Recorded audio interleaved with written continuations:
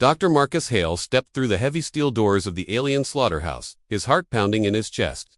The air smelled of machine oil and stale water, and every footstep echoed in the empty corridors. He carried a small metal case, with sampling tools and a single lamp to light his way. His mind repeated the purpose of his visit: to collect tissue samples for peaceful research. He reminded himself that understanding alien biology could help save lives in the future. The corridors were narrow and tiled in dull gray. Marcus kept his breathing even as he moved deeper into the facility. He had arranged his entry to avoid the main guards, knowing that they would not welcome a human scientist poking around. Every flicker of the lamp revealed pipes and vents dripping condensation. He paused by a grated window that looked into a vast hall filled with metal tables and strange machines. The tables were empty now, but he felt a sudden tightness in his throat, imagining what had taken place here. He followed the blueprints in his mind and turned into a side hallway marked holding cells. The door hung open on broken hinges. Marcus slipped inside and saw small, rectangular cells stretching along both walls. Each cell held a single creature, bound by soft but strong straps.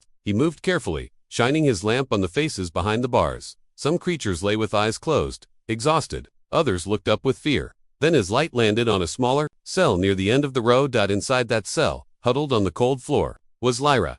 She was lean and blue-skinned, with large green eyes glistening in the dim light. Strands of dark hair clung to her forehead. Her breathing was shallow, and she stared at Marcus with both hope and terror. When she saw his human uniform, she raised a trembling hand and mouthed words that he recognized without hearing. "Do whatever you must, just don't leave me here."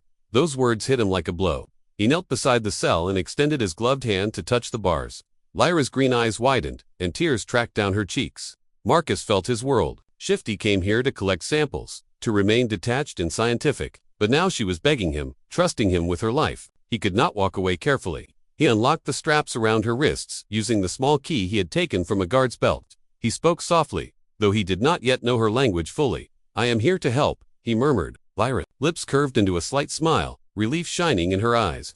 She leaned forward, and Marcus supported her as she rose unsteadily. Her legs still trembled with pain. He studied the marks on her skin where the straps had cut into flesh. Gently, he opened his medical kit and removed a small vial of antiseptic gel.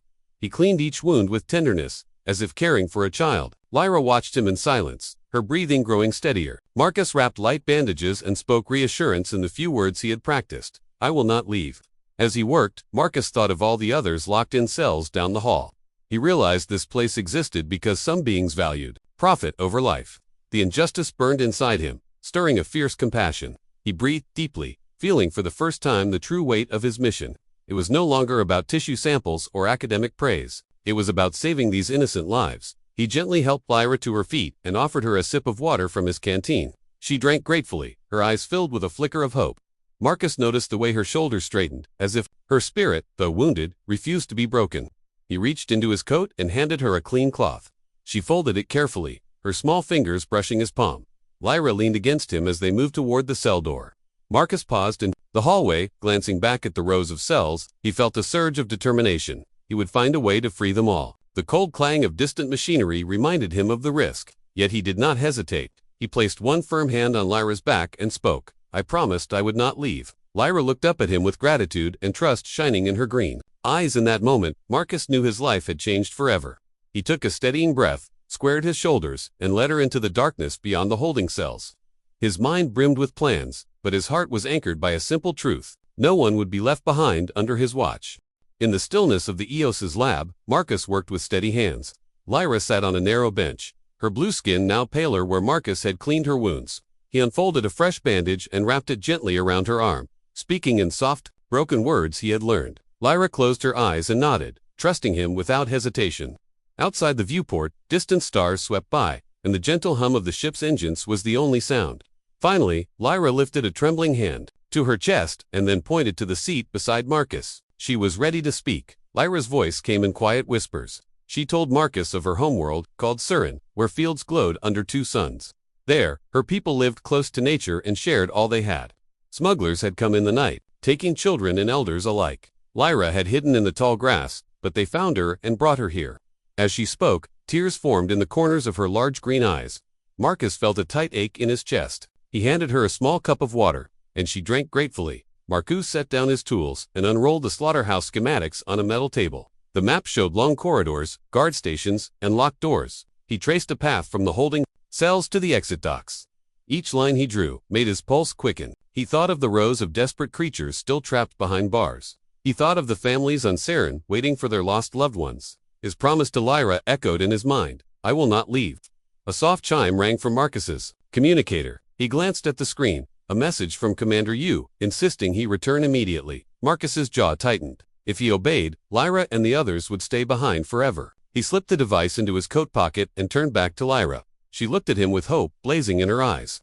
Marcus swallowed and let doubt fall away. His duty now lay with the innocent lives in that slaughterhouse. That night, under the dim lab lights, Marcus connected Lyra's cell data to Aurora, the ship's AI. He typed commands that would hack the slaughterhouse security network. Lines of code scrolled on the console. Marcus paused when Aurora's calm voice spoke. Are you certain, Dr. E looked at Lyra's quiet face and nodded. Yes, I am certain. Aurora confirmed that she would cover their digital tracks and record every detail as proof. Sleep came little that night.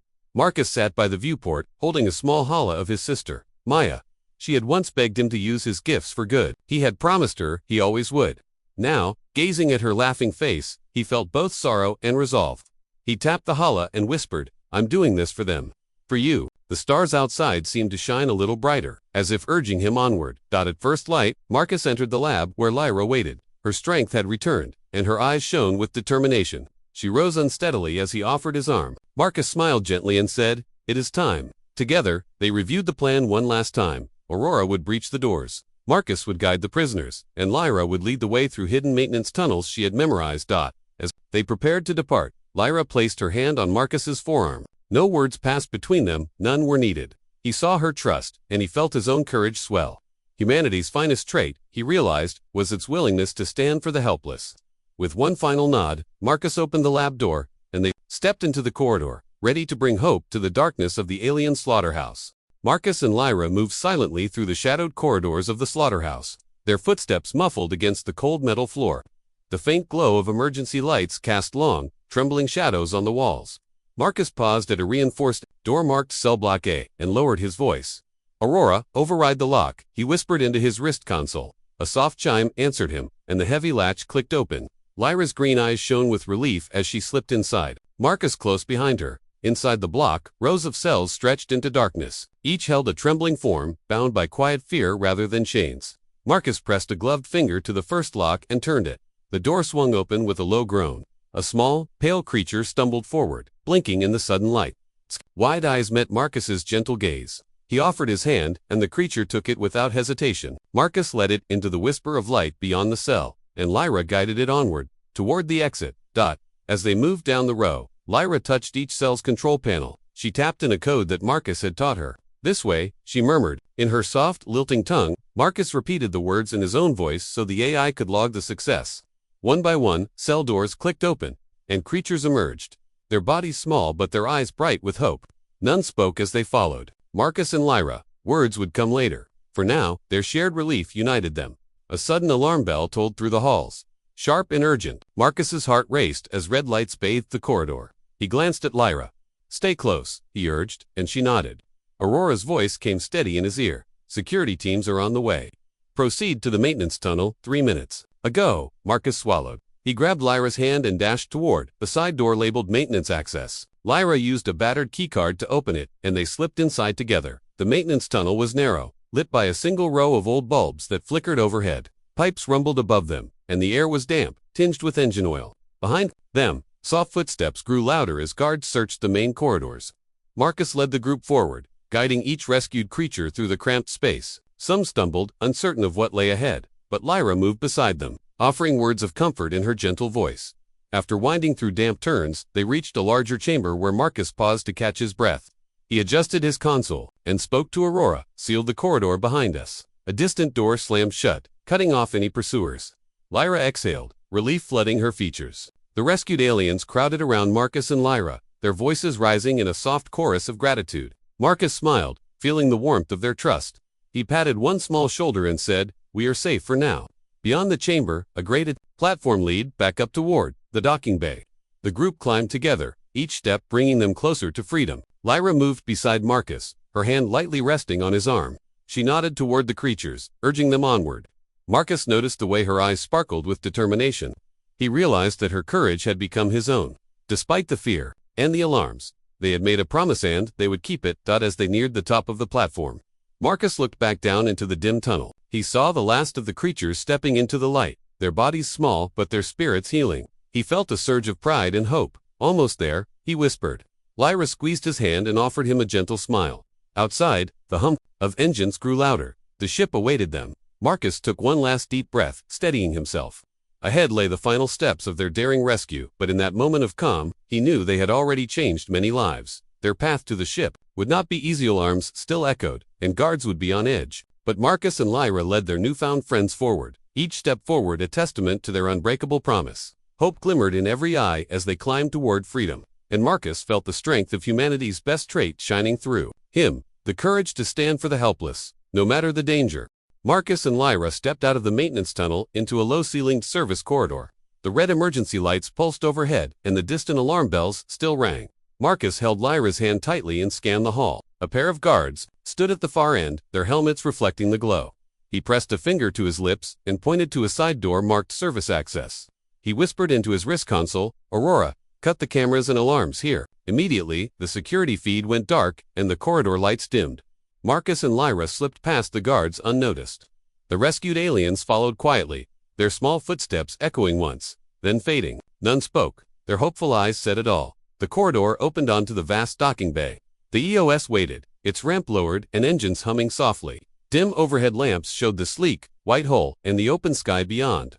Marcus felt his chest tighten with relief. Freedom seemed so close he could almost touch it. One by one, Lyra guided the aliens down the ramp. Some stumbled on the metal grate floor, but she caught them gently. Marcus knelt beside a trembling figure with pale skin and large eyes. He offered a soft word in the alien tongue and a helping hand. The creature nodded and followed onward, trust shining on its face. Suddenly, heavy boots pounded as fresh guards charged through a side hatch. Marcus held up his hand and spoke with calm authority. "Aurora, seal the bay doors and vent the outer chamber." With a hiss, the heavy doors slid shut and the air rushed out, blocking the guards on the other side. The rescued group pressed forward as the bay locked them out. Inside the EOS, Marcus led the small crowd to benches along the wall. He tore bandages from his coat and checked each alien's wounds by the light of the engine glow. Lyra moved among them, offering water and comfort with soft words. The survivors' tense shoulders relaxed as they realized they were safe.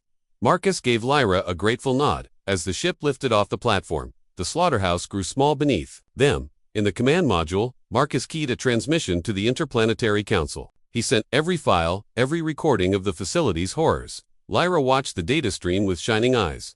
Hope sparked in the cramped cabin. Marcus placed a steady hand on Lyra's shoulder. Around them, the rescued aliens murmured in gratitude. The EOS soared into the dark sky, engines warm against the cold night. Marcus looked out at the stars and felt a quiet joy. He had kept his promise. No one was left behind. Marcus stood at the viewport as the EOS slipped into the Starlane corridor. Beyond the glass, streaks of light curved across the void. Inside the cabin, the rescued aliens clustered on cushioned benches, their bodies still shaky but their eyes bright with hope. Lyra sat beside a small family of three, quietly humming a soft tune from her homeworld. Marcus leaned close and watched them, feeling a warm pride that fed his courage. He had risked everything to bring them here, and now their journey toward safety had truly begun. In the medbay, the ship's AI, Aurora, efficiently triaged each survivor. Marcus moved from one stretcher to another, cleaning wounds and tightening bandages. Lyra helped translate his gentle words. "You are safe now," he told a trembling elder. "We will carry you home." The elder reached out, his thin hand closing over Marcus's gloved one. Marcus let the contact linger, grateful for the trust shown by a stranger so far from home. Word of their mission spread quickly through the ship. Some crew members hesitated at first. After all, "Captain, you had ordered an immediate return." Yet when they saw Lyra's grateful smile and heard the survivors' soft songs of thanks, doubt fell away. An engineer named Sella offered to recalibrate the engines for a faster route. A navigator volunteered to rechart their course toward Refuge Station Alpha, a hidden outpost renowned for its compassion. One by one, the crew found themselves united by a single purpose: to honor the promise Marcus had made. Late in the day, a commotion buzzed through the command module. A secure transmission from the Interplanetary Council flashed on Marcus's console. He opened it with a steady hand. The council praised his actions, but warned that returning to base was necessary for formal inquiry.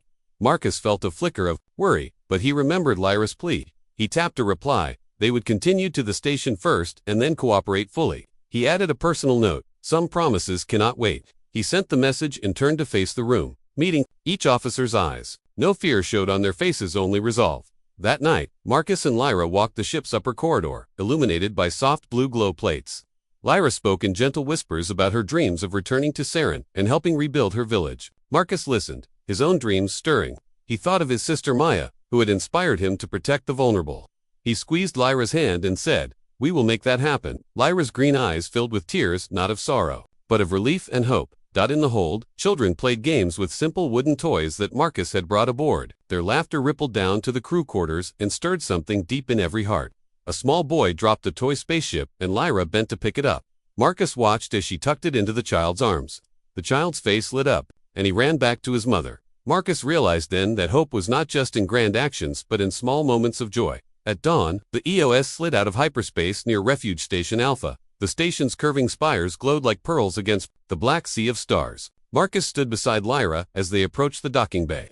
The survivors gathered behind them, standing tall, despite their hardships. A hush fell as the station's welcoming committee formed. Medical teams, translators, and volunteers ready. To assist, Lyra inhaled a shaky breath and whispered, "We made it." Marcus sent his final report to the council, attaching every recording of the slaughterhouse and every testimony Lyra had provided. He ended with simple words, "These lives matter."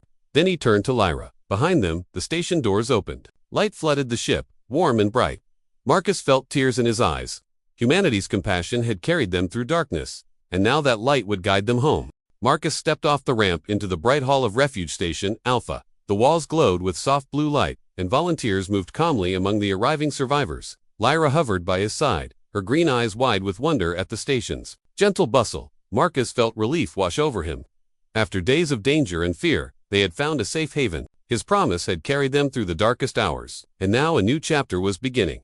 Medical teams guided the rescued aliens into treatment bays. Marcus watched as Aurora's gentle voice directed each patient. One by one, the survivors lay on clean beds while kind nurses checked their wounds and offered warm drinks. Lyra stayed close, translating his comforting words. "You are among friends," he told an elder with trembling wings. The elder smiled weakly and squeezed his hand. Marcus felt pride in his heart. These lives were precious, and they were being honored. Station leaders welcomed Marcus and Lyra into a private chamber. A tall human named Counselor Imani greeted them with a respectful bow. She thanked Marcus for his courage and asked Lyra about her home world. Lyra spoke of Serene's twin sons and glowing fields, her voice soft but bright. Marcus watched as Imani's smile grew. The counselor promised aid for Serene's refugees and vowed to punish those smugglers. Marcus understood that justice would come at last. Later, Marcus and Lyra walked along a quiet observation deck. Below them, starships of many shapes docked and departed. Lyra leaned against the railing and closed her eyes. She breathed in the station's calm air and turned to Marcus. "I dreamed of this place," she whispered. "A world that listens." Marcus placed his hand on her shoulder. He felt the promise he had made extend beyond the slaughterhouse. Together, they had shown that one heart's courage could spark change. That evening, Marcus received a formal summons from the Interplanetary Council. He opened a hala message with steady hands. The council requested his testimony about the slaughterhouse. Marcus felt a flicker of worry for Lyra and the safety of the survivors. He worried that political debates might overshadow their hope, yet he knew this was part of the journey. He tapped a reply. He would appear, and he would speak for those who had no voice. In the council chambers the next day, Marcus stood before stern faces in dark robes. He spoke simply and clearly. He described the rows of cells and the silent tears of the captive aliens. He told them of Lyra's plea, "Do whatever you must, just don't leave me here." His voice did not tremble. He ended with one promise: "These lives matter." The counselors listened in silence, then rose in solemn respect. Marcus felt a wave of relief as they voted to condemn the slaughterhouse and free every captor's hold. Back on the station, the freed aliens prepared to find new homes. Some chose to stay at Refuge Station Alpha, helping rebuild cargo bays into living quarters. Children laughed as they painted murals of Serene's glowing fields on bare walls. Lyra joined them, humming her soft tune. Marcus watched the bright colors grow on the walls and felt hope bloom in his chest. Each brushstroke was a promise of life renewed. As the station readied a transport to Saren, Lyra turned to Marcus. Her tears sparkled in the soft light. "Will you come with me?" she asked. Marcus smiled, remembering his sister Maya's words to always stand for those in need. "I will," he replied. Together, they would carry hope to a wounded world and help it heal. On the day of departure, survivors and crew gathered at the docking bay. Lyra's family stood among them, tears of joy shining on their faces. Marcus clasped Lyra's hand as the ship's engines hummed. He looked at the faces around him, humans and aliens united by compassion. A hush fell as the ramp closed and they rose into the sky. In that moment, Marcus knew humanity's highest strength lay in its willingness to stand for the helpless. Their journey was far from over, but hope would guide them across the stars. Marcus felt his heart pound as the shuttle pierced Serene's atmosphere. Below him, fields glowed gold under the twin suns. The land stretched wide and welcoming. Lyra sat beside him, her green eyes shining with tears. Marcus reached for her hand and gave it a gentle squeeze. He knew this moment mattered more than any award or fame. He had come here because one life had begged not to be left behind, and now he was about to deliver hundreds home. The shuttle doors opened onto a landing pad. Villagers in soft tunics rushed forward, their faces alive with joy. Among them, Lyra's mother stood, her hair silver and her eyes bright. Lyra ran into her arms, and Marcus watched as they embraced. He blinked back his own tears. He had never felt such happiness. Around them, children laughed and danced in the soft grass, and elders nodded with gratitude. The golden fields seemed to glow even brighter at their reunion. Marcus stepped down and breathed the warm air. It smelled of wildflowers and fresh earth. A child with blue skin and wide eyes approached him shyly. Marcus knelt and offered a smile. The child handed him a small woven bracelet. Lyra whispered, "It means welcome." Marcus gently placed it on his wrist. His chest tightened with honor. He would wear this gift always to remember why he had risked everything. That afternoon, Marcus and Lyra walked through the village. Simple homes with curved roofs dotted the land. Villagers waved as they passed, offering fruit and water. Lyra introduced Marcus to each neighbor, translating their kind words. Marcus noticed how the people worked together, sharing tools and stories. He felt a deep pride in humanity's goodwill, shining across the stars, helping a fallen world rise again. In the village square, children gathered around a low stone fountain. Marcus knelt beside them, showing them hollow recordings of the rescue. The children gasped at the hold cells and jumped at the alarms. Marcus explained gently how compassion had freed them. Lyra added her own words about hope and courage. The children's eyes grew wide, and they pressed close, as if wanting to absorb every detail. Marcus smiled, knowing their hearts held the promise of a bright future. As dusk fell, Lyra guided Marcus to a small hill overlooking the fields. The twin suns dipped low, painting the sky in pink and orange. Lyra placed her hand on his shoulder and pointed to the horizon. "This is our home," she said softly. Marcus nodded, feeling tears sting his own eyes. He thought of Maya, his sister, and how she would have loved this place. He whispered into the wind, "We will protect it." That night, villagers lit lanterns and invited Marcus and Lyra to a feast.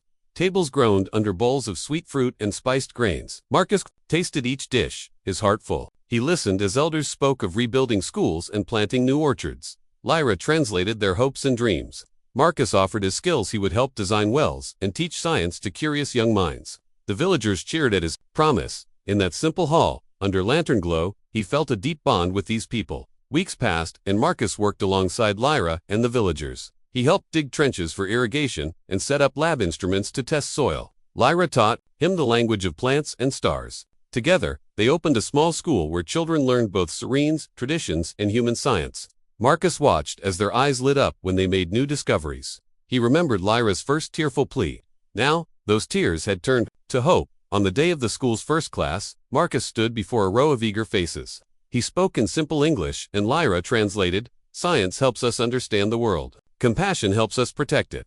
The children clapped and the elders nodded in pride. Marcus felt a joy deeper than any he had known. Humanity's best trait, its willingness to save the helpless, had brought new life to Sir Endot under the twin suns. Marcus and Lyra walked back to the hill at dusk. They watched stars blink alive in the dark sky. Lyra leaned her head on his shoulder and whispered, "Thank you for not leaving me." Marcus wrapped his arm around her and replied, "I will never leave hope behind." In that calm moment, they knew their journey was not over, but they had proven that one promise could light the darkest place, and that was the true power of humanity.